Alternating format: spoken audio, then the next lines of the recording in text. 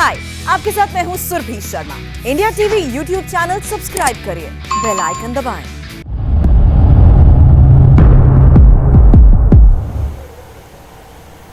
तो ठीक 6 बजे आज 43 मंत्री शपथ लेंगे, जिसमें कई नए मंत्री होंगे और कई पुराने जिनका प्रमोशन किया जाएगा। और एक अब ताजा अपडेट आ रहा है, त्रिपुरा से भी एक चेहरे को जगह दी जा रही है। त्रिपुरा से प्रतिमा भौमिक मंत्री बनाई जाएंगी।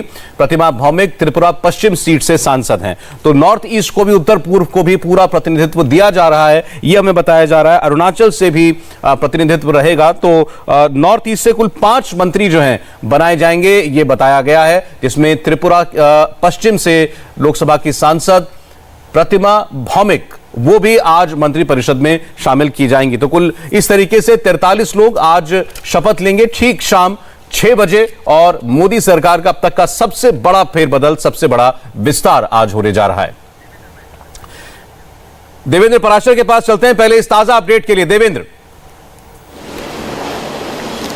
हाँ, वही उड़ीसा का नाम जो बताया आपने, प्रतिमा भौमिक को त्रिपुरा वेस्ट से उन्होंने चुनाव जीता है, पहली बार चुनाव जीता है। और त्रिपुरा में आप देखें तो पहले बीजेपी का कोई बहुत ज़्यादा कोई जनाधार तो था नहीं। या 2017 में जब अमित शाह वहाँ पे गए थे बतौर पार्टी के राष्ट्रीय अध्यक्ष, तो पार्टी के राष्ट्रीय अध्यक्ष को उड़ीसा बीजेपी की टीम में सिर्फ 6 लोग आ पाए थे, प्रदेश अध्यक्ष सहित अमित शाह को रिसीव करने। आप अंदाज़ा लगाइए कि बीजेपी के राष्ट्रीय अध्यक्ष जिस जगह पर जा रहे हों वहाँ पर सिर्फ 6 लोग आ रहे हों। और उसके बाद जो बीजेपी दफ्तर था, टूटा सा घर था, उसमें बीजेपी का दफ्तर हुआ करता था। प्रतिमा भौमिक वहाँ पर भी बहुत सक्रिय रहती थी और तब से बीजेपी के राष्ट्रीय अध्यक्ष तब जब अमित शाह हुआ करते थे तो उनकी नज़र में आई थी। और यहाँ इतनी सहज हैं सौरभ कि बीजेपी दफ्तर में जब कोई पहुँच जाता था तो वो खुद चाय बनाकर सर्व किया करती थी। और उनकी सहजता सांसद बनने के बाद भी वैसे ही बरकरार रही। पार्लियामेंट में ऐसा अक्सर होता है कि त्रिपुरा से जब वो आती हैं तो त्रिपुरा का गुड़ बहुत प्रसिद्ध है, वो गुड़ लेके कभी आ जाती हैं। त्रिपुरा की मछलियाँ बहुत प्रसिद्ध हैं, वो कभी मछली लेकर आती हैं। और बहुत सहजता के साथ रहने वाली और पार्लियामेंट या संगठन का जो भी काम हो उसमें बहुत ज़्यादा इन्वॉल्व रहने वाली। तो उस लिहाज से निश्चित तौर पे आप नॉर्थ ईस्ट की बात कर लें, त्रिपुरा की बात कर लें, एक सहज सांसद, महिला सांसद, उनको प्रतिनिधित्व भौमिक के मार्फत ये मिल रहा है। और जिस प्रकार से उनका सिलेक्शन हुआ है, क्योंकि 2 नाम त्रिपुरा से 2 ही सांसद हैं त्रिपुरा के, उनमें से एक प्रतिमा भौमिक हैं और आज वो शपथ लेंगी। आज पीएम के साथ बैठक में भी वो मौजूद थी। हमारे साथ आनंद प्रकाश पांडे भी जुड़े हुए हैं और रुचि कुमार भी। आनंद, जो जिन मंत्रियों से इस्तीफे लिए गए हैं उनके बारे में अगर हम बात करें तो इसमें बड़े हैवीवेट चेहरे हैं। रमेश पोखरियाल निशंक शिक्षा मंत्री, संतोष गंगवार, थावरचंद गहलोत, सदानंद गौड़ा, सारे कैबिनेट मंत्री हैं। डॉक्टर हर्षवर्धन, इन सारे लोगों के कुर्सी जाने का सीधा सा एक मतलब है परफॉर्मेंस। जी बिल्कुल, परफॉर्मेंस। और जैसा कि कहते हैं कि प्रधानमंत्री नरेंद्र मोदी मीन्स बिजनेस, उन्होंने कई बार ताकीद की, पहले भी जब बैठकें हुई तो उन्होंने ताकीद की इस बात को लेकर कि हमें परफॉर्मेंस चाहिए, आप लोगों को मौका दिया गया, आप लोग परफॉर्म करिए। लेकिन जाहिर तौर पे कोरोना के टाइम पे जिस तरह से लगातार सवाल उठे, मिसमैनेजमेंट हुआ, उसको लेकर बताया जा रहा है कि हर्षवर्धन को जाना ही था, ये लगभग पहले से तय था। और उसके अलावा अगर हम सदानंद गौड़ा की बात करें तो सदानंद गौड़ा ने भी कोई खास परफॉर्मेंस नहीं दी। उनकी बजाय जो दूसरे मंत्री थे जो कि गुजरात से आते हैं, उन्होंने बेहतर परफॉर्म किया। और सदानंद गौड़ा की जगह शोभा करंदलाजे लेंगी, क्योंकि दोनों वोकालिका कम्युनिटी से आते हैं और दोनों कर्नाटक से आते हैं। ऐसे में एक वोकालिका को हटाकर आप दूसरे वोकालिका को मौका दे रहे हैं। और ये आपको बता दें कि मनसुख मांडविया ने, जो कि उनके जूनियर है सदानंद गौड़ा के उस मंत्री, उन्होंने इस कोरोना के टाइम पे भले ऑक्सीजन का प्रबंधन हो, दवाओं के बारे में हो या तमाम इंजेक्शन को लेकर, उन्होंने बेहतर मैनेजमेंट किया, बेहतर उन्होंने काम किया और उन्होंने अच्छा, उनका फीडबैक सबसे अच्छा रहा। और तीसरी बात आपको हम बताएं कि रमेश पोखरियाल निशंक की, इनसे भी आप शिक्षा मंत्रालय में आपसे उम्मीद की जाती है कि आप नए नए आइडियाज दो, आप कैसे शिक्षा प्रणाली को कैसे बेहतर कर सकते हैं, आप कैसे बेहतर इंटरेक्ट कर सकते हैं। लेकिन आपको याद होगा प्रधानमंत्री नरेंद्र मोदी ने खुद आगे बढ़कर सीबीएसई बोर्ड की परीक्षा, उसको लेकर खुद उन्होंने अपनी बैठकें की, लगातार उन्होंने खुद इंटरवेंशन किया। बार बार अगर छात्रों के साथ चर्चा चले तो उसमें खुद वो अचानक पहुंच जाते थे, जिससे पता चलता था कहीं ना कहीं निशंक के कामकाज को लेकर वो खुश नहीं थे। और यही वजह है कि स्वास्थ्य, हालांकि बीमार थे वो, कोविड के पोस्ट कोविड उनको कुछ कम्युनिकेशन हो गई थी, वो निशंक एम्स में लंबे समय तक एडमिट थे, तो स्वास्थ्य के बहाने उनको वहां से रास्ता उनको बाहर का दिखा दिया गया। और उनकी जगह अजय भट्ट, जो कि खुद ब्राह्मण है, तो एक ब्राह्मण को कैबिनेट में एक ब्राह्मण से रिप्लेस किया जा रहा है, दोनों उत्तराखंड से हैं। चलिए, तो ये जो बड़े नामों के जाने की बात है वो साफ दिखाई दे रही है इसके अंदर। रुचि, जो नए नाम यूपी से इंडक्ट किए जा रहे हैं अगर उनके अनुभव के बारे में या इससे पहले उनके पास प्रशासनिक अनुभव हो, उस लिहाज से आपको कोई उस लिहाज से आप देखती हैं कि उनके चयन का वो क्राइटेरिया रहा हो? देखिए, प्रशासनिक अनुभव की जहां तक बात है, उसमें अनुप्रिया पटेल को आप कह सकते हैं कि वो पिछली बार मंत्री थी मोदी सरकार में, अपना दल की वो अध्यक्ष हैं और उनका काफी प्रभाव माना जाता है। ये कहा जाता है कि जो कुर्मी वोट जो 7% यूपी में है और करीब 12 जिले ऐसे हैं जहाँ 15% से ज्यादा कुर्मी वोट है, तो वहां उनका असर है। मंत्री वो रही हैं, तो आप उनका प्रशासनिक अनुभव मान सकते हैं। जहां तक एसपी सिंह बघेल का सवाल है, वो पुराने नेता है। मुलायम सिंह एनडी तिवारी के टाइम पे वो पुलिस में हुआ करते थे और उनकी सिक्योरिटी में थे। फिर मुलायम सिंह रुचि, फिर रोक रहा हूं मैं आपको, एक बार माफी चाहता हूं। देवेंद्र के पास फिर कोई अपडेट है एक? जी देवेंद्र, बताइए। साहब, एक निश्चित तौर पे बहुत ज़्यादा दिलचस्पी है कि कोरोना के दौर में आखिर जब शपथ ग्रहण समारोह होगा तो वहाँ पर अरेंजमेंट किस प्रकार से होगा, क्योंकि आप देख रहे हैं कि मंत्रिमंडल विस्तार ये कोई छोटा नहीं है, कोई टोकन मंत्रिमंडल विस्तार नहीं है, बल्कि बहुत ओवरऑल हॉलिंग जिसे कहते हैं, बहुत ज़्यादा संख्या के लिहाज से। तो इन सारे परिप्रेक्ष्य में आखिर वहाँ पर अरेंजमेंट कैसा होगा? तो पहली चीज़ मैं आपको बताऊँ कि जिस दरबार हॉल में यहाँ पर शपथ ग्रहण समारोह होना है और उसकी कुल क्षमता का तकरीबन 50%, यानी कि महज लगभग 125 लोगों को ही वहां पर बुलाया गया है। और जो टॉप सोर्सेज है वो ये बता रहे हैं कि इसके लिए बहुत सख्ती से और कड़ाई के साथ पालन किया गया है और जो लोग भी मंत्री पद की शपथ लेने जा रहे हैं उनके साथ सिर्फ एक व्यक्ति जा रहा है। और कई मंत्रियों से जब हमारी बात हुई जो शपथ लेने जा रहे हैं, तो उन्होंने बताया कि वो सिर्फ परिवार के एक सदस्य को लेकर वहाँ पे जा रहे हैं, अपनी पत्नी को लेकर वहाँ पे जा रहे हैं। तो कुल लगभग 125 लोग वहाँ पर मौजूद होंगे और दरबार हॉल की क्षमता के हिसाब से ये उसका 50% है। और उससे आप अंदाज़ा लगाया जा सकता है कि आज के शपथ ग्रहण समारोह में भी किस प्रकार से कोविड प्रोटोकॉल की झलक दिखेगी, कोविड प्रोटोकॉल की छाप दिखेगी। और सौरभ, ये शुरू से ही हो जाएगा, जैसे राष्ट्रपति भवन में एंट्री शुरू होती है। अच्छा, मैं आपको रोक रहा हूं देवेंद्र, आपको रोक रहा हूं। जिस चीज का मैं इंतजार था फाइनली कि वो सारे नाम एक बार आ जाएं, तो वो सभी 43 नाम हमारे पास अब आ चुके हैं। अब एक एक करके वो सारे नाम हम आपके सामने रखना चाहते हैं। हालांकि बहुत सारे नामों की चर्चा हम कर चुके हैं, लेकिन अब सभी 43 नाम हमारे साथ हैं। इसमें सबसे पहला नाम रखा गया है श्री नारायण तातू राणे का, उसके बाद श्री सर्बानंद सोनोवाल, इन दोनों की चर्चा हमने लगातार की। डॉक्टर वीरेंद्र कुमार जो एमपी से आते हैं, जिनके बारे में अभी आपको देवेंद्र बता रहे थे, श्री ज्योतिरादित्य सिंधिया, श्री रामचंद्र प्रसाद सिंह, श्री अश्वनी वैष्णव, श्री पशुपति कुमार पारस, श्री किरण रिजिजू, श्री राजकुमार सिंह, श्री हरदीप सिंह पुरी। ये पूरी लिस्ट है जो मैं पढ़ रहा हूं आपके पास, आपके सामने इंडिया टीवी के पास सारे 43 नामों की लिस्ट आ चुकी है। हरदीप सिंह पुरी का नाम के बाद 11वें नंबर पर मनसुख मांडविया का नाम है, उनके बाद 12वें नंबर पर भूपेंद्र यादव का नाम है, फिर पुरुषोत्तम रूपाला, जी किशन रेड्डी, अनुराग ठाकुर, पंकज चौधरी, अनुप्रिया पटेल, सत्यपाल सिंह बघेल, राजीव चंद्रशेखर, शोभा करांदलजे, भानु प्रताप सिंह वर्मा, दर्शन विक्रम जरदोश, और इनके बाद 23वां नाम है मीनाक्षी लेखी का, दिल्ली की सांसद।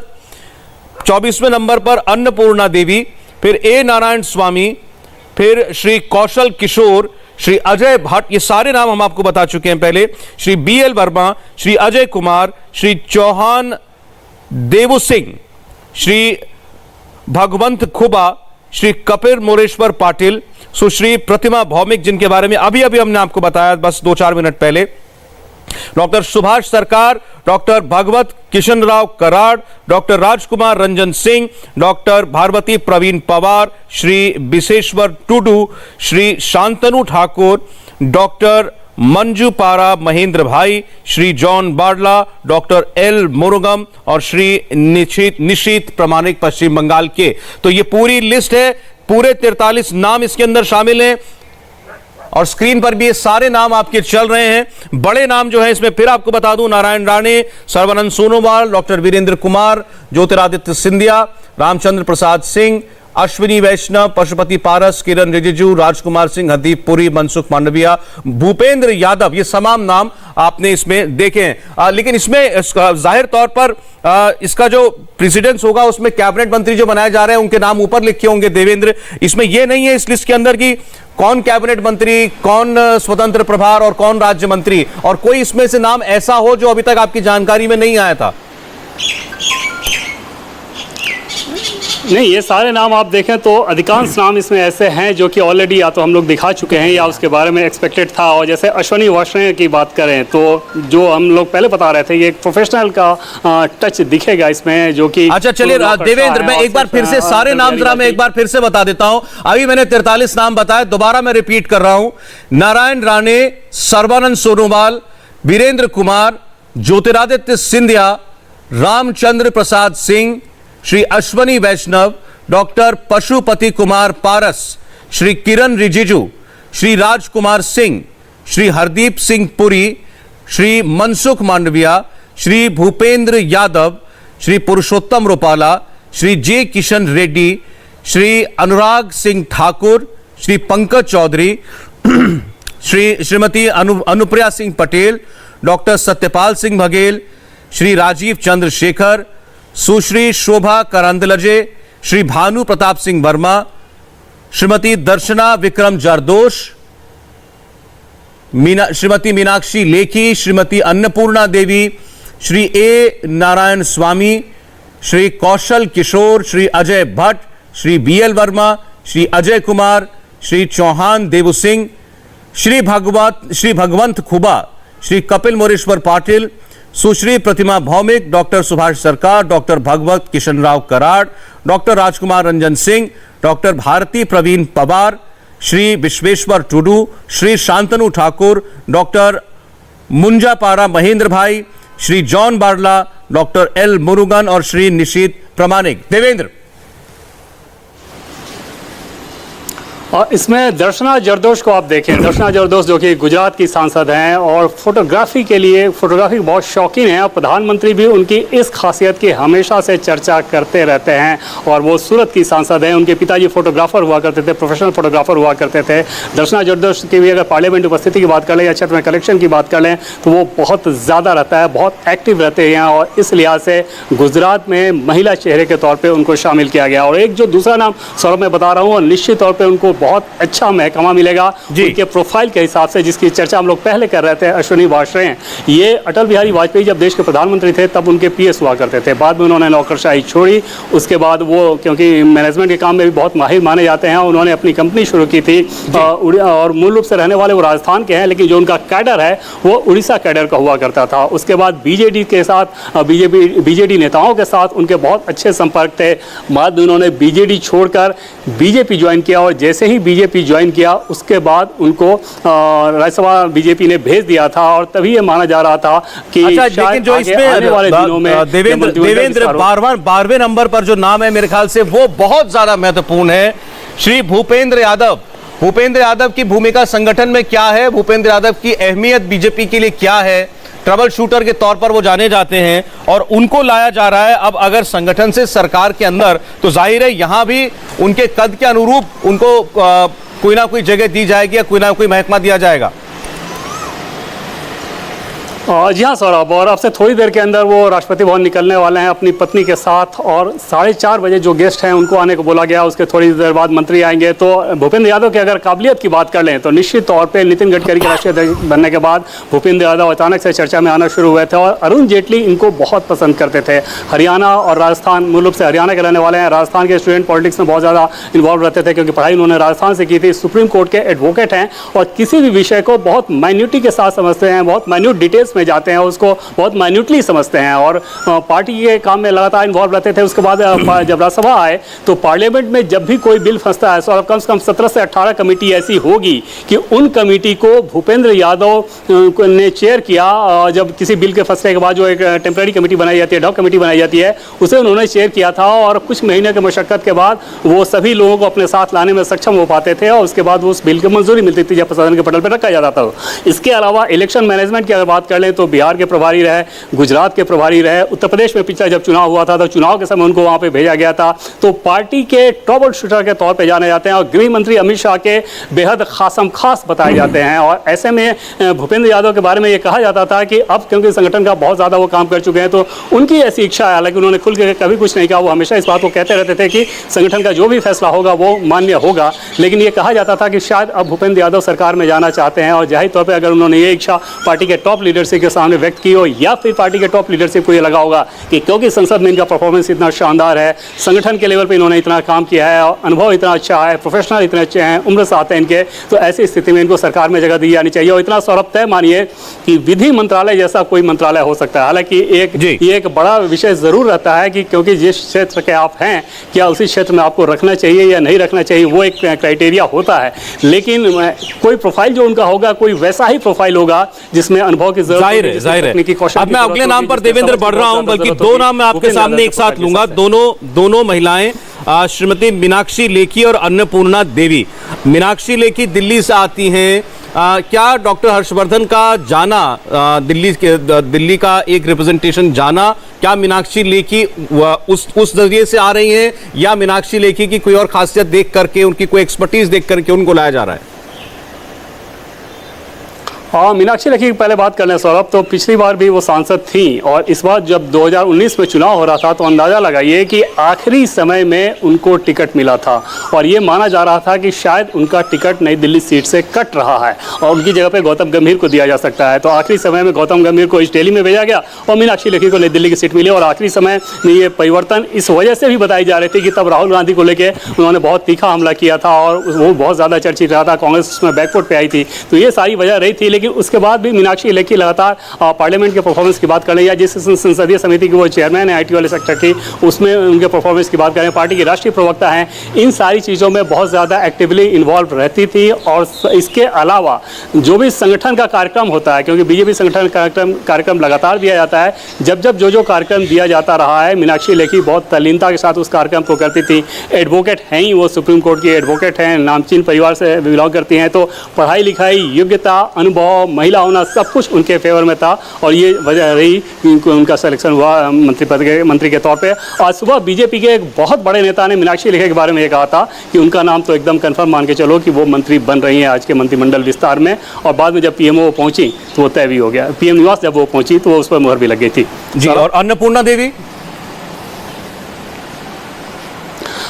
की बात करें तो ये झारखंड से आती हैं, झारखंड के कोडरमा से आती हैं और ये पहले RJD में हुआ करती थी और लालू प्रसाद यादव RJD का जब झारखंड में भी एक जनाधार रहा है, क्योंकि झारखंड तो पहले बिहार का ही पार्ट हुआ करता था, बिहार का हिस्सा था वो, तो वैसी स्थिति में RJD का प्रभाव वहाँ भी था और अन्नपूर्णा देवी लालू प्रसाद यादव के करीबी नेताओं में मानी जाती थी। बाद में RJD छोड़ के उन्होंने BJP ज्वाइन किया और झारखंड के कोडरमा से BJP के ऑलरेडी सिटिंग सांसद थे, उनका टिकट काटकर अन्नपूर्णा देवी को दिया गया और अन्नपूर्णा देवी ने चुनाव में जीत हासिल की और अब इस बार उन्हें मंत्रिपरिषद में जगह दी गई है। जाहिर तौर पे उनके लिए भी एक बड़ा सरप्राइज होगा। सौरभ, चलिए, तो हम एक एक नाम पर चर्चा कर रहे हैं। स्टूडियो में हमारे साथ सीनियर जर्नलिस्ट हर्षवर्धन त्रिपाठी जी भी जुड़ चुके हैं।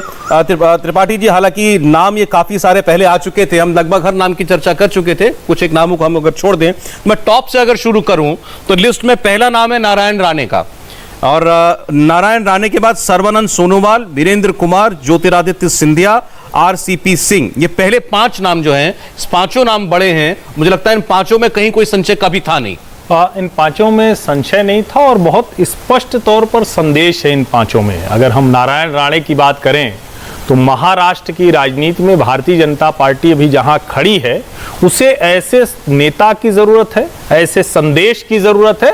और इसी तरह से जब हम नामों पर आते हैं तो RCP सिंह को हम जनता दल यूनाइटेड, चूंकि नीतीश कुमार ने जिस तरह से उनको कमान सौंप दी है, और सर्बानंद सोनोवाल असम में उन्होंने बिना किसी मतलब बहुत सौम्य व्यक्तित्व के हैं वो और उनका बड़ा प्रभाव है, लेकिन उन्होंने जरा सा भी ये कहीं कोई खबर नहीं सुनाई दी कि वो मुख्यमंत्री की कुर्सी को लेकर थोड़ा सा भी सोच रहे हो। तो मुझे लगता है कि जो ये पूरा मंत्रिमंडल है और उसमें जिस तरह से ये एक कहें कि ऊपर से नीचे तक जिसको हम देखते हैं कि बड़े अच्छे से वो माला पिरो दी गई है और उसमें कोशिश बहुत स्पष्ट तौर पर की गई है कि संदेश साफ होना चाहिए हर नियुक्ति के साथ। अच्छा, आप कम से जो नाम कम चर्चा में रहे उनकी बात अगर मैं आपसे पहले करूं तो इस लिस्ट में 26 और 27 नंबर, इन दो नामों की अगर हम बात करें, कौशल किशोर और श्री अजय भट्ट। देखिए, मैं इसको अगर ये कहूं कि दो नाम कम चर्चा, तो चूंकि हम लोग आमतौर पर उनको चर्चा में मानते हैं जो कुछ ऐसा या तो बहुत विवादित बयान दे रहे हो या अचानक उनको कुछ मिला हो। अजय भट्ट उत्तराखंड में बहुत नीचे से कैडर से कार्यकर्ता के तौर पर आगे बढ़े हैं और बार बार उनका नाम जब सरकार बदलती थी तो प्रमुख मंत्री और प्रमुख तौर पर यह भी कई बार नाम आया कि क्या मुख्यमंत्री की भी रेस में हो सकते हैं क्या। अजय भट्ट उस लिहाज से अगर हम देखें तो रमेश पोखरियाल निशंक की जगह आते हैं। और चूंकि निशंक साहब एक तरह से कहें कि वहां की राजनीति में अब उनका एक समय पूरा हो चुका था, तो उस वजह से उनको हटाया गया। कौशल किशोर जी की बात करें तो यहां दो तरह से देखना चाहिए। एक तो वो चेहरा जो सामाजिक समीकरण, दूसरा ये वो नेता थे जिन्होंने चिट्ठी लिखी थी कोरोना वायरस के समय कि इंतजाम ठीक नहीं थे, इसको ठीक करना चाहिए, जनता मुश्किल में है। तो यानी ऐसा नहीं है कि जिन मंत्रियों ने अपना ग्रीवांस शिकायत दर्ज कराई अगर वो जेन्युइन है तो उस बात को वो कहने से उनको रोका जा रहा है, ये भी संदेश बहुत साफ है। रुचि, कौशल किशोर के बारे में और बताइए, किस समुदाय से ये आते हैं? मोहनलालगंज से सांसद हैं, कौशल किशोर मंत्री बनेंगे। रुचि, देखिए, कौशल किशोर 2 बार के सांसद हैं मोहनलालगंज से, और 2014 में ही, उसके पहले वो बीजेपी में गए थे, पहले वो लेफ्ट पार्टी में थे, और उनकी पत्नी इस समय विधायक हैं लखनऊ से, मलियाबाद इलाके से। और जैसा मैंने बताया, दलित नेता हैं, वर्कर्स से बहुत ज़्यादा कनेक्ट है उनका। आप उनके चारों तरफ हमेशा सौरभ भीड़ देखेंगे जनता की। उनके घर में सुबह से 8 बजे से दरवाजे खुल जाते हैं और पब्लिक उनसे जाके अपनी बात कहती है। और अभी कोरोना में जैसे आपने बताया कि उन्होंने एक चिट्ठी लिख दी थी मुख्यमंत्री को, ये कहा था कि यहाँ के मेडिकल कॉलेज में, KGMU में खाली बेड पड़े हैं, वहाँ पे इलाज नहीं हो रहा, लोगों को ऑक्सीजन नहीं मिल रही। तो अपनी इस तरह की तकलीफ उन्होंने बताई थी, और उसके पीछे वजह ही थी कि उन्होंने कहा था कि हमारे जो कार्यकर्ता है, हमारे जो सपोर्टर्स हैं, हमारे घर आते हैं और हमसे शिकायतें करते हैं, बहुत ज़्यादा तकलीफ में हम रहते हैं। तो जनता से जुड़े नेता हैं, काफ़ी संघर्ष उन्होंने किया, और बहुत लंबे संघर्ष के बाद वो पहली बार MP बन पाए। एक बार वो विधायक जरूर रहे थे।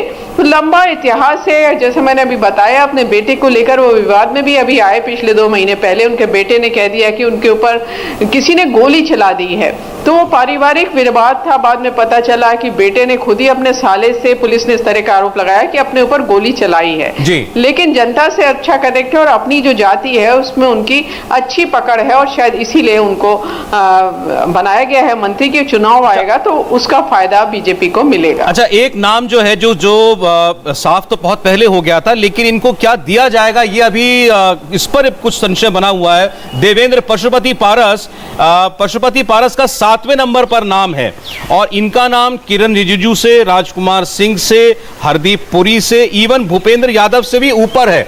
अगर ये लिस्ट आई है, क्या ये लिस्ट किसी प्रेसिडेंस के हिसाब से है? क्या पशुपति पारस कैबिनेट मंत्री भी बनाए जा सकते हैं? देखिए, ये सूचना जहाँ से आती है वहाँ से नहीं है, तो वैसे ताकि उस सूचना के आधार पे आप ये ऑर्डर समझ सकें, ये वहाँ से नहीं है, ये चीज़ क्लियर कर दिया जाए। लेकिन दूसरी चीज़ ये है कि पार्टी संगठन की तरफ से जो ये लिस्ट आई हुई है, निश्चित तौर पे इस ऑर्डर को अगर फॉलो किया गया तो वहाँ पर ये दिख रहा, और संभव है कि इसको फॉलो किया गया हो, क्योंकि पशुपति पारस के अलावा बाकी जो आप नाम देखें तो उसमें कोई वैसे सरप्राइजिंग नहीं लगते हैं जो कि ऊपर नाम है। और वहाँ पर पशुपति पारस को अगर कैबिनेट मंत्री बनाया जाता है तो निश्चित तौर पर इसका बहुत ज़्यादा पॉलिटिकल मैसेज देने की कोशिश के तौर पर देखा जाएगा, क्योंकि पशुपति पारस के अपनी काबिलियत के तौर पे देखें तो वो आपको इतनी ज़्यादा नज़र नहीं आएगी, इतनी ज़्यादा इसकी चर्चाएं नहीं होती निश्चित तौर पे। लेकिन अगर केंद्रीय कैबिनेट मंत्री में उनको जगह दी जाती बतौर कैबिनेट मंत्री तो वो एक बड़ा सरप्राइज हो सकता है। उसका सीधा मतलब सौरभ ये रहेगा कि चिराग पासवान को लेकर NDA की जो पॉलिसी है वो उस पॉलिसी पर कितने आक्रामक तरीके से आगे चल रही है, इसका एक और नमूना होगा अगर पशुपति पारस को कैबिनेट मंत्री के तौर पर बनाया जाता है। MOS इंडिपेंडेंट तक तो बात समझी जा सकती थी, लेकिन अगर उनको कैबिनेट में जगह दी जा रही है तो निश्चित तौर पे ये एक बहुत बड़ा सरप्राइज रहेगा सौरभ। और दूसरी चीज़ कि RCP सिंह को भी आप देखें तो उनके बारे में तो तय था कि वो कैबिनेट मंत्री होंगे, तो जो महकमा होगा RCP सिंह का सौरभ, ये भी तय है कि बहुत महत्वपूर्ण महकमा होगा, और उसमें देश के जो कुछ बड़े चुनिंदा मंत्रालय हैं उनमें से किसी एक की कमान RCP सिंह को मिल सकती है। JDU की पूरी कोशिश रहेगी कि एक हाई प्रोफाइल मिनिस्ट्री मिले RCP के खाते में। और RCP सिंह और पशुपति पारस के बीच में नाम है अश्विनी वैष्णव का।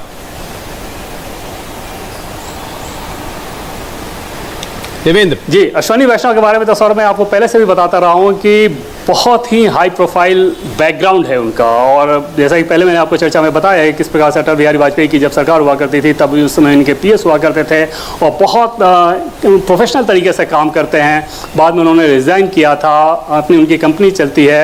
उड़ीसा में बीजेडी के संपर्क में थे क्योंकि रहने वाले मुल्क से राजस्थान के हैं, लेकिन कैडर उनका उड़ीसा हुआ करता था।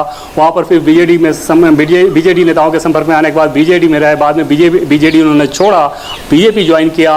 पीएम मोदी के लोगों से बहुत करीबी संबंध उनके बताए जाते हैं और राज्यसभा में वो हैं, बावजूद इसके बहुत लो प्रोफाइल रखकर काम करते हैं और आमतौर पे कोई इन्फॉर्मेशन शेयर करना पसंद नहीं करते हैं। जब वाजपेयी जी के साथ भी हुआ करते थे तो सरकार का कोई भी इन्फॉर्मेशन शेयर नहीं करते थे।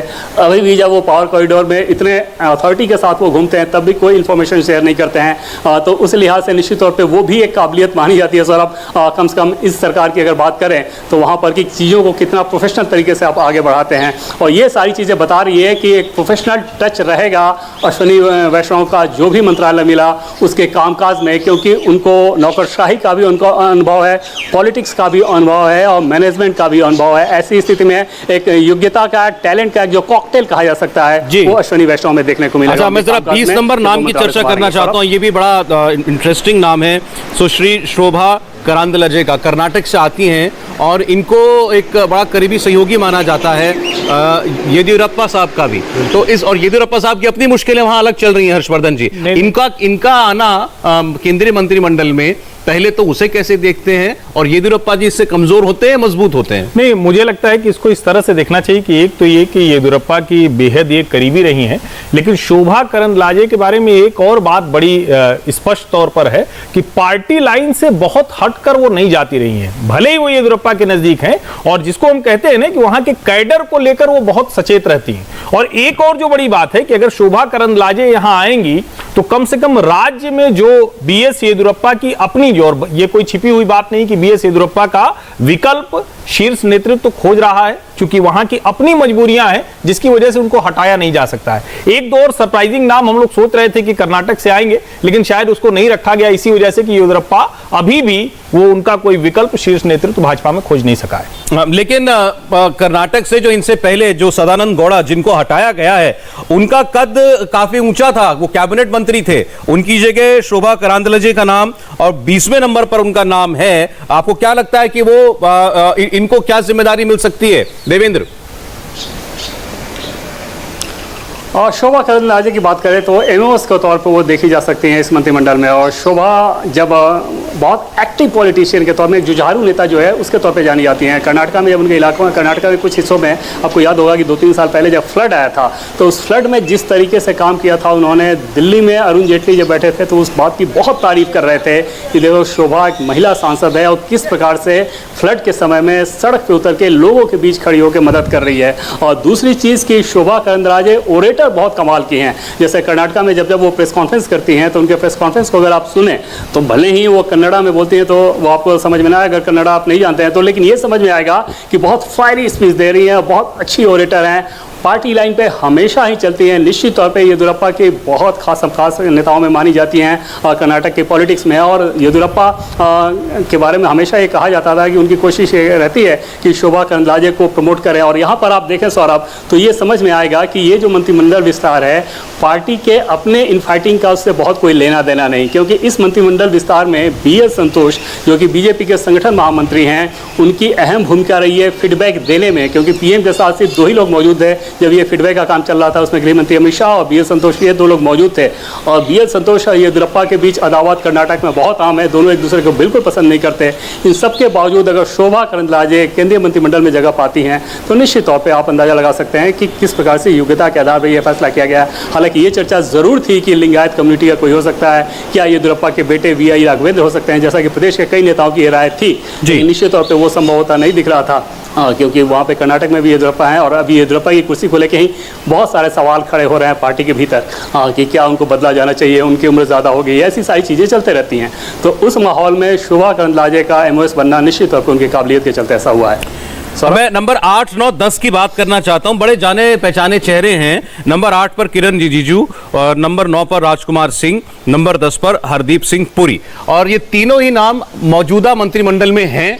इसका मतलब है इनका सीधा प्रमोशन किया जा रहा है। कैसे देखते हैं आप इन तीनों नामों को, किरण रिजिजू, राजकुमार सिंह, हरदीप पुरी? नहीं, मुझे लगता है कम से कम 2 नाम तो बहुत इस वक्त सबसे चर्चित नामों में है। हरदीप पुरी साहब, क्योंकि जिसको हम कहते हैं कि सेंट्रल विस्टा प्रोजेक्ट और पंजाब, ये 2 चीजें हैं जिस पर वो एक चेहरे के तौर पर डिफेंड करते रहे।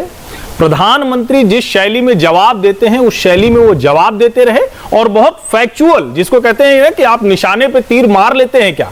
किरण रिजिजू की एक जो पहचान है, पूर्वोत्तर से आते हैं, एक बहुत जिसको कहते हैं कि युवा चेहरे के तौर पर दिखते हैं।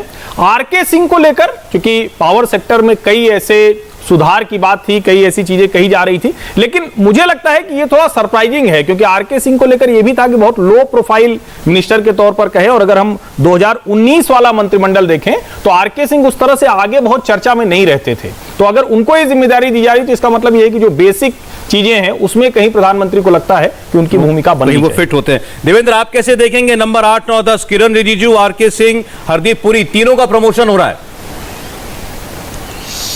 सबसे पहले किरण रिजिजू की बात कर लें सौरभ, तो क्योंकि नॉर्थ ईस्ट से आते हैं और पिछले सरकार में वो MOS होम थे, और तब MOS होम का पद जब उनसे छीना गया था, जब उनके पोर्टफोलियो बाद में बदला गया और अभी खेल मंत्रालय का वो जिम्मा संभाल रहे हैं, तब इसके पीछे एक वजह बताई गई थी कि क्योंकि बहुत सारे मसले पे वो बोल देते हैं सार्वजनिक तौर पर, और बतौर गृह मंत्री, गृह राज्य मंत्री ऐसा बोलना ठीक नहीं था, इसलिए वो पोर्टफोलियो उनका चेंज किया गया था। बतौर स्पोर्ट्स मिनिस्टर उन्होंने अच्छा काम किया, नॉर्थ ईस्ट से आते हैं, छवि ठीक रही है, तो उस लिहाज से निश्चित तौर पर उनका प्रमोशन। आरके सिंह की बात कर लें तो पूर्व नौकरशाह हैं, बेहद ईमानदार माने जाते रहे हैं। बिहार में भी जब वो ट्रांसपोर्ट मिनिस्ट्री में सेक्रेटरी हुआ करते थे, ट्रांसपोर्ट मिनिस्ट्री, वहाँ पे सरफेस ट्रांसपोर्ट मिनिस्ट्री मलाईदार मंत्रालय माना जाता है, वहाँ पर भी उनकी छवि बहुत ईमानदार नेता की थी।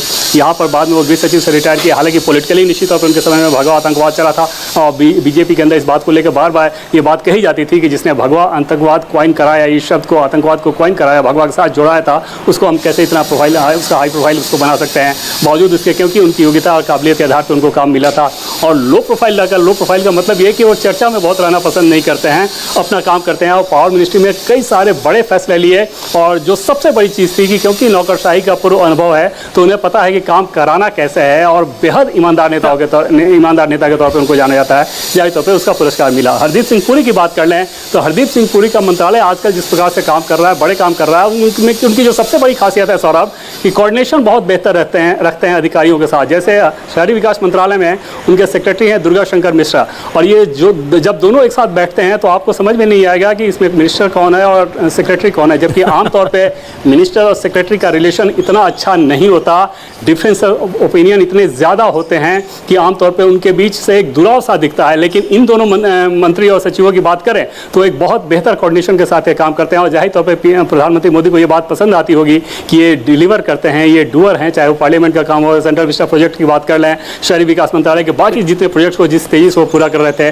उस लिहाज से माना जा सकता है कि कहीं ना कहीं उनको अच्छा, मैं एक चीज और अब दर्शकों के लिए भी समझना चाह रहा हूं कि मेरी समझ के हिसाब से MOS मंत्री जो होता है उसकी शपथ होती है, और अतिरिक्त प्रभार की अलग शपथ होती है, अलग अलग शपथ लेते हैं, और कैबिनेट मंत्री तो लेते ही हैं।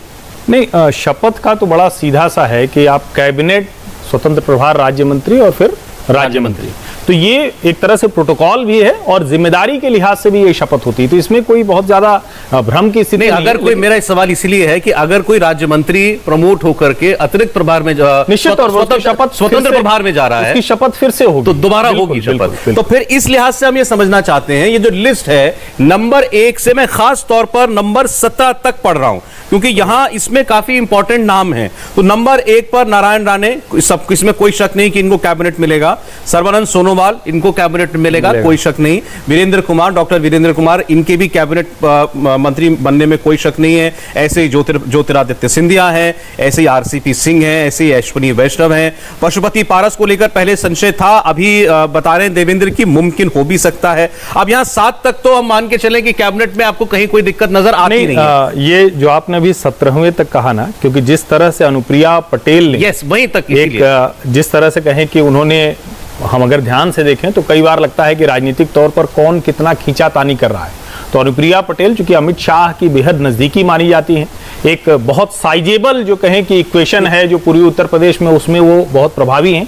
उसके बावजूद अगर इतने समय तक उनको मंत्रिमंडल में नहीं शामिल किया गया तो मुझे लगता है कि कैबिनेट मंत्री के तौर पर ही आएंगी। अब मैं अगर जहां से हमने ये बात छोड़ी, अगर हम पशुपति पारस 7वें नंबर पर हैं, 8वें नंबर पर किरण रिजिजू ऑलरेडी स्वतंत्र प्रभार हैं, वो अगर प्रमोट होंगे तो ऑब्वियसली वो कैबिनेट में जाएंगे। उनके नीचे हरदीप पुरी ऑलरेडी स्वतंत्र प्रभार है, इंडिपेंडेंट चार्ज उनके पास है, तो 10वें नंबर तक कहीं कोई संशय नहीं है।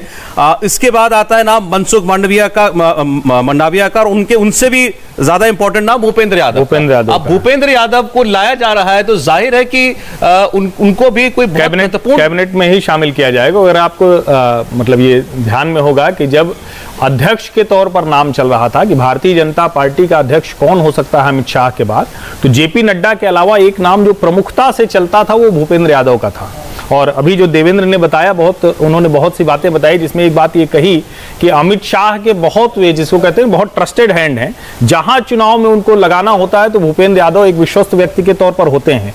और पुरुषोत्तम रूपाला भी जो जिसको कहें कि उनका भी प्रमोशन होना तय है, किशन रेड्डी हैं, अनुराग ठाकुर उनके बारे में कहा जा रहा है कि वो प्रमोट किए जाएंगे। तो मुझे लगता है कि ये जो सूची है, अब अभी इसकी चूंकि कोई ऐसी प्रामाणिकता नहीं दिख रही कि ऊपर से ये हायरार्की में है, प्रोटोकॉल है या नहीं, लेकिन लगता है कि कम से कम 17वें नाम तक यानी अनुप्रिया सिंह पटेल तक ये कैबिनेट मंत्री के तौर पर ही शपथ लेते हुए दिख रहे हैं। इसमें पंकज चौधरी का भी नाम है, जी किशन रेड्डी का नाम है, एमओएस होम है अभी वो, पुरुषोत्तम रूपाला बड़े सीनियर लीडर हैं गुजरात के, और मेरे ख्याल में दोनों टर्म में वो सरकार में रहे हैं। तो ये सभी नाम जो है इनको लेकर के बात हो रही है। अभी हमने क्योंकि पुरुषोत्तम रूपाला का नाम लिया है, अगर पुरुषोत्तम, निर्णय कपूर हमारे साथ हैं अहमदाबाद से। पुरुषोत्तम रूपाला हमेशा से एक इंपॉर्टेंट सदस्य रहे पार्टी के लिए भी, सरकार के लिए भी। इस बार उनका कैबिनेट रैंक में जाना आपको एक तय लगता है निर्णय? देखिए, बहुत साफ सी बात है सौरभ, अगर पुरुषोत्तम रूपाला और मनसुख मांडविया का नाम इस लिस्ट में है तो जाहिर सी बात है दोनों का प्रमोशन निश्चित है। Mansukh Mandaviya already independent charge में थे, यानी अब वो कैबिनेट मिनिस्टर बनेंगे। और पुरुषोत्तम रूपाला के बारे में ऐसी खबरें आ रही हैं कि हो सकता है उन्हें इंडिपेंडेंट चार्ज दिया जाए, राज्य स्तर के मंत्री के तौर पे इंडिपेंडेंट चार्ज। और एक ऐसी भी अटकल सामने आ रही है कि जो सहकारिता मंत्रालय है, जो नया मंत्रालय बना है, हो सकता है उसका इंडिपेंडेंट चार्ज उन्हें दिया जाए। और इसमें अगर ऐसा होता है तो बहुत आश्चर्य की बात नहीं होगी, क्योंकि एक लंबा उनके पास अनुभव है सहकारिता क्षेत्र का। और गुजरात का आपको मालूम है कि एक बेंचमार्क एस्टेब्लिश किया हुआ है गुजरात ने सहकारी क्षेत्र में। हो सकता है उनके इस अनुभव का लाभ प्रधानमंत्री लेना चाहते हो इस नई कैबिनेट का जो रचना हो रही है उसमें। और सबसे बड़ी बात मैं आपको बता दूं कि गुजरात में इस टाइम जब मोदी और अमित शाह नहीं है तो सबसे बड़ा पब्लिक चेहरा पुरुषोत्तम रूपाला है। ठीक है, निर्णय में आता हूं आपके पास। अब एक्चुअली अब एक मंत्री की एक जो मंत्री बनने जा रहे हैं उनकी प्रोफाइल हमारे सामने है। अजय जी भी आ गए स्टूडियो में दोबारा। तो सबसे पहला नाम लिस्ट में चूंकि आई थी उसमें नारायण राणे का ही था। राज्यसभा के सांसद हैं महाराष्ट्र से, राज्यसभा में से पहली बार आ रहे हैं। 6 बार के एमएलए, 1 बार के एमएलसी हैं। महाराष्ट्र में मुख्यमंत्री रह चुके हैं, कैबिनेट मंत्री रह चुके हैं, और इसके अलावा 35 साल से पब्लिक लाइफ के अंदर हैं। और ये जानकारी शायद बहुत लोगों के पास नहीं होगी कि इससे भी पहले ये इनकम टैक्स डिपार्टमेंट में 1971 से लेकर 1984 तक यानी 13 साल पब्लिक सर्वेंट भी रह चुके हैं। ये भी एक नई बात है, और 69 साल उनकी उम्र है। और मैं कल से कह रहा हूं कि इनका कूलिंग ऑफ पीरियड बड़ा लंबा चला। नहीं, लेकिन एक चीज जो आप एक एक नाम पे चर्चा करें उससे पहले, भारतीय जनता पार्टी और नरेंद्र मोदी ने एक और बहुत स्पष्ट संदेश दिया है। अगर आप दूसरे दल में हैं, अपनी ताकत से नेता हैं, तो आप ये सोच के मत आइए कि आपको कब क्या मिलेगा, लेकिन मिलना तय है। अब वो बाधा बहुत ज्यादा नहीं है। आप नारायण राणे से लेकर आगरा के एसपीएस बघेल तक के देख अपना अगर जनाधार है, अपना जनाधार है, अपनी ताकत कुछ मिलेगा। चलिए मैं जल्दी से पहले कुछ बड़े नामों की प्रोफाइल दिखा देता हूं। दूसरा नाम सर्बानंद सोनोवाल, हम सब जानते हैं, ये 2 बार लोकसभा के सांसद रहे हैं आसाम से, 2 बार उससे पहले एमएलए भी रहे हैं, चीफ मिनिस्टर रहे, और इससे पहले भी ये पिछली सरकार में भी union minister of state, independent charge था इनके पास, स्पोर्ट्स मिनिस्टर हुआ करते थे ये देश के। और तो यानी पहले से ही इनकी जो छवि थी वो बहुत अच्छी रही है। और स्टूडेंट पॉलिटिक्स से इन्होंने अपनी राजनीति की शुरुआत की थी। 3 दशक से ज्यादा से ये भी सार्वजनिक जीवन में हैं। एलएलबी हैं गुवाहाटी यूनिवर्सिटी से, इनकी उम्र है 58 वर्ष। तीसरे नाम की ओर जा रहा हूं, डॉक्टर वीरेंद्र कुमार।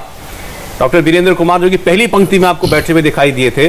डॉक्टर वीरेंद्र कुमार लोकसभा के सांसद हैं टीकमगढ़ मध्य प्रदेश से और 7 बार के सांसद हैं। उनका 7वां टर्म है एमपी के तौर पर और इस लिहाज से संसद में सर्वाधिक अनुभव वाले सांसदों में से एक हैं। और इसके अलावा ये यूनियन मिनिस्टर ऑफ स्टेट रह चुके हैं प्रधानमंत्री मोदी के कार्यकाल में ही। और सुरभि भी हमारे साथ जुड़ी हुई है, तो ये जो प्रोफाइल है इनके बारे में सुरभि आपको जरा एक बार और विस्तार से बताएंगे आगे जो नाम इस लिस्ट में शुमार हैं। सुरभि बिल्कुल, अब बात करते हैं ज्योतिरादित्य सिंधिया की। ज्योतिरादित्य सिंधिया राज्यसभा एमपी से मध्य प्रदेश से, जो कि 5 बार टर्म को सर्व कर चुके हैं। यूनियन मिनिस्टर ऑफ स्टेट रह चुके हैं, इंडिपेंडेंट चार्ज इनके पास रहा है पावर का। Union minister of state for commerce and communications government में सर्व कर चुके हैं। और इनके सबसे बड़ी बात यहाँ पर प्रोफाइल में ये साफ तौर पर मेंशन की गई है जहां से ये बिलोंग करते हैं और किस तरीके से पब्लिक लाइफ में ये सर्व करते आए हैं। एक रॉयल फैमिली से जुड़े हुए हैं और 2 डिकेड से ये पब्लिक लाइफ को सर्व करते आए हैं और previously held the responsibility of president of Madhya Pradesh cricket association. और एमबीए हैं स्टैनफोर्ड यूनिवर्सिटी से और हार्वर्ड यूनिवर्सिटी से इन्होंने बीए भी किया है। उम्र इनकी 50 साल है। और इसके बाद अगला नाम इसमें आता है रामचंद्र प्रसाद सिंह का, जो कि Rajya Sabha MP for Bihar, serving his 2nd term as MP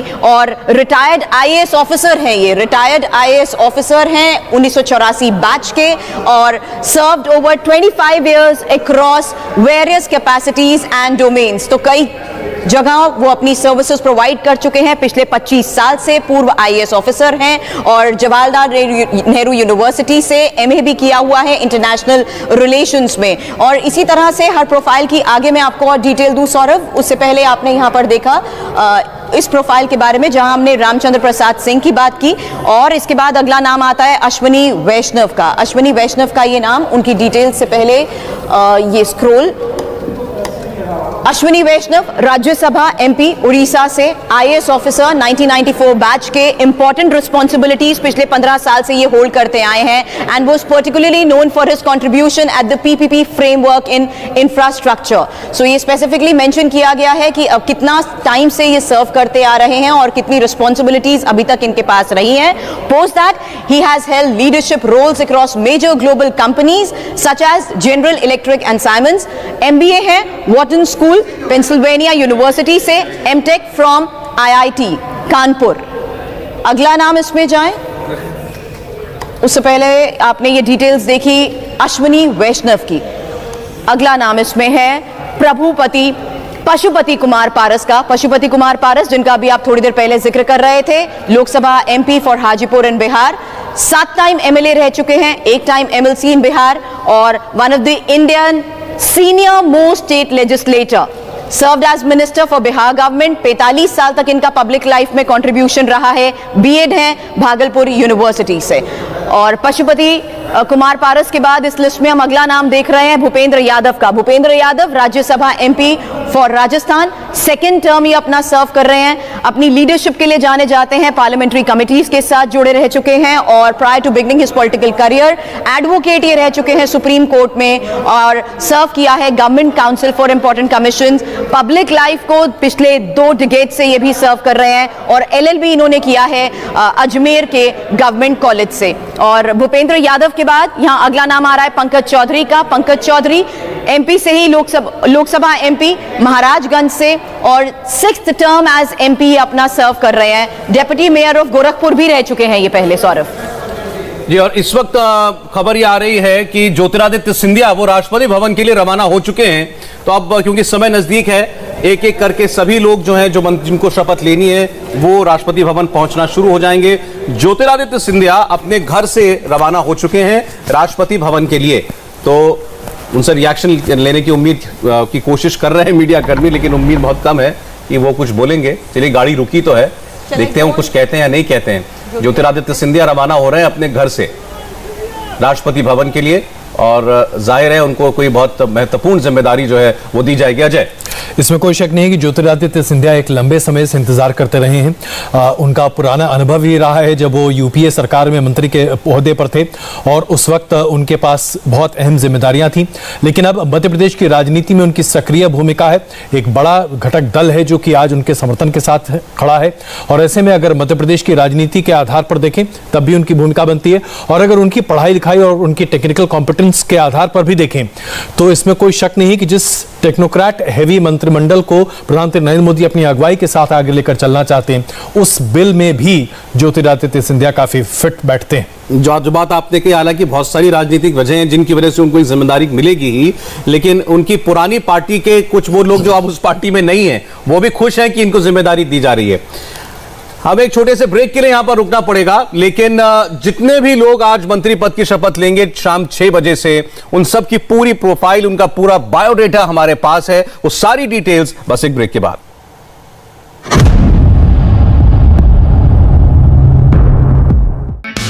hi, I am Surabhi Sharma. खबरों से अपडेट रहने के लिए India TV YouTube channel subscribe करिए, साथ में बेल आइकन जरूर दबाएं। जुड़े रहें इंडिया टीवी के साथ।